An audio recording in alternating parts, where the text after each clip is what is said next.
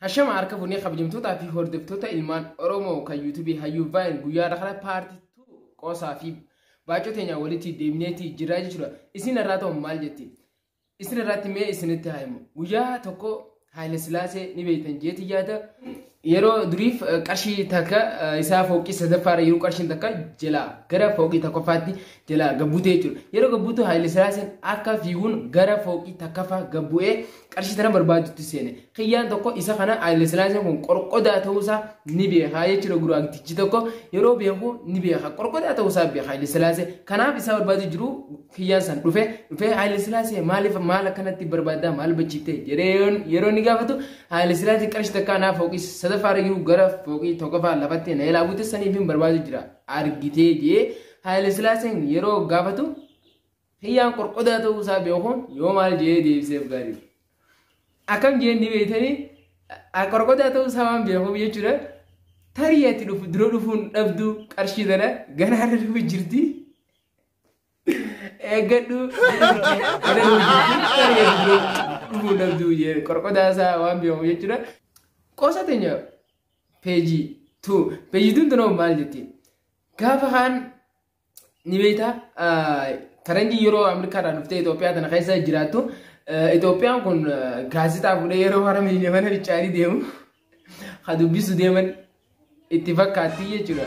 Sani Itoophiichaa fi faranjichi kun wajji deemanii wakii godhu jiran osoo wakii godhu jiranii xiyyaan keenya kun akkam jee xiyyaan faranjii kun gaafii gaafate akkam jee gaafii gaafate yoo ta'an saayisiin Itoophiyaa kanatti namooti maaliif akkasi kabajanii akkasitti awwaaltanii jee yeroo faranjichi gaafatu Itoophiichi yoo maal jee gaariidha. Teessanitti maal godhan jee gaafate yeroo gaafatu bar biyya teenya ni gumnaa jee faranjichi biyya biyya teenyatti qoraa dhugu shinneeti gumnaa jee isin maaliif kana kabajanii awwaaltan jennaan Itoophiichi yoo maal jee gaariidha. Bar nuti ilma namaa dunia rati waan gumneefi firraa awwaalaa nice share godhaa wallootadha. Egaa qoosa teenya peejii 3 peejii 3 tun wanni isiin jettu mucaa takkaatu guyyaa guutuu taphachaatuma oolti waa takka hin gootu taphachaatuma oolti jechuudha.